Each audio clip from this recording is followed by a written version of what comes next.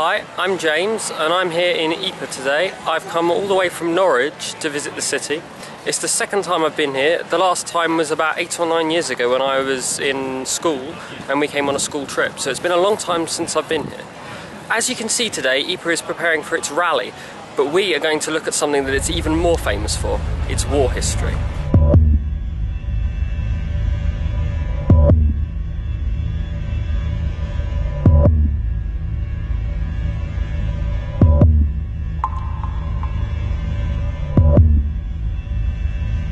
I've just arrived at the In Flanders Fields museum, a museum about the battles that happened around Ypres in the First World War, and I'm looking forward to going inside because I've heard they've just renovated it and put a new exhibit in, so I'm looking forward to seeing it.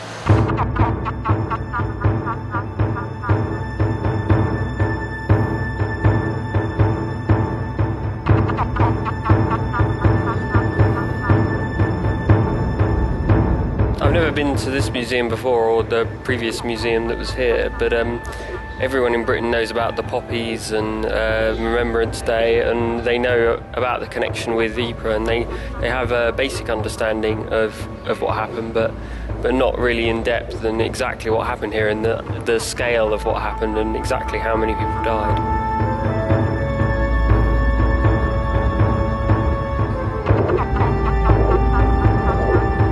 See from some of the posters, the propaganda posters that they had there was a lot of pressure on people at the time to sign up and to come over to fight. It would have been very difficult not to come over and to lose your life.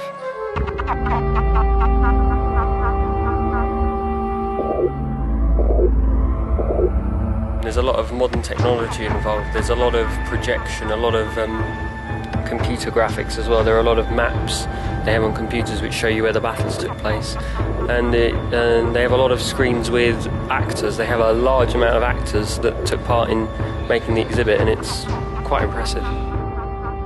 It is obviously quite an emotional place.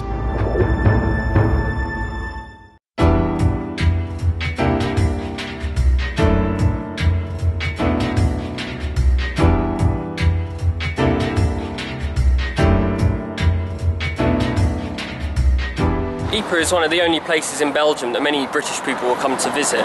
Every year, hundreds of thousands of British people, many school children, will come here to learn about the First World War history. And you can see that tourism is flourishing just by the number of shops, cafes and restaurants which have references to the war. You can look in any shop window to see references to the war, them selling war merchandise, war books, war models, memorials, anything. They're making money off of the war, which makes me slightly uncomfortable. Making money off something so cruel as war just seems pathetic. Cynical? Cynical? I don't know. So it seems like without war, Ypres wouldn't have all its visitors. Yeah, which is depressing in both ways. Depressing that not people wouldn't come without the war, and also depressing that they have to use the war to make people to come. I think that just makes the place a slightly depressing place.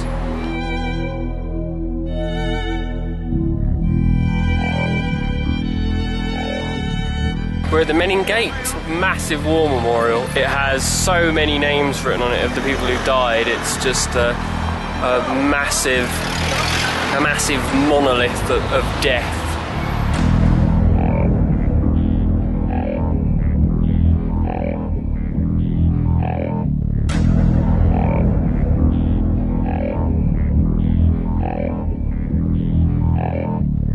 This place is just incredible. I didn't realise how many names there were. Walking in, I thought the names were on the inside, but I was mistaken. You walk up here, up the side where all the poppies are, and there are more names up the stairs. The names don't seem to end, and then when you get up to the sides, up at the top, it's filled with names all the way around the outside. It's just awe-inspiring.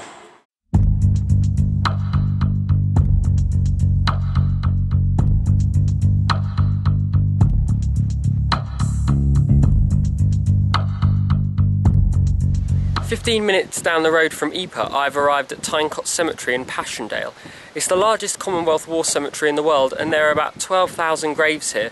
And behind the graves, on the walls, there are about 35,000 names of soldiers whose bodies weren't found.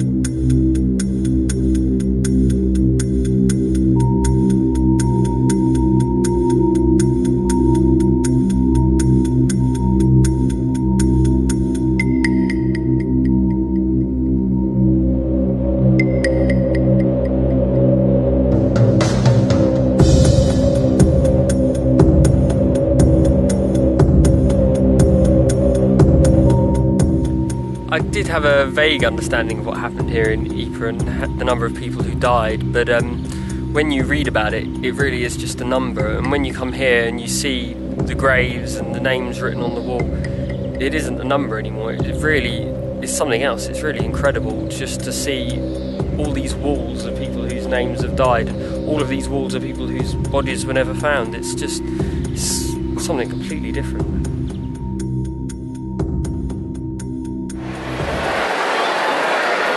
Here I am back again at the Menin Gate, the place where the Commonwealth soldiers left Ypres to head into the battlefield.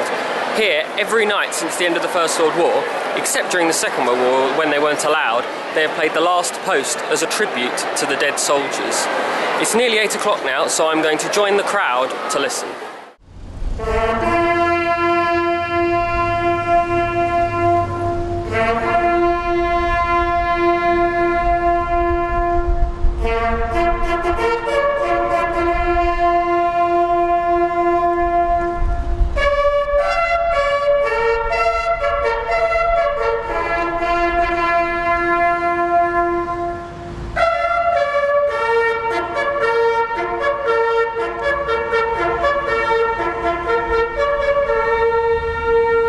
I just saw the last post. The 4 firemen are playing the trumpet, and then the children who've come to visit for the day laying a wreath. And it's quite an interesting experience. There's a lot of silence in here, but outside there are cars moving around. The rest of the world's going on with its life, and it's quite a strange experience that a couple of meters away the people are remembering death, and then a couple of meters this side people are just carrying on with their lives as usual. It's quite strange.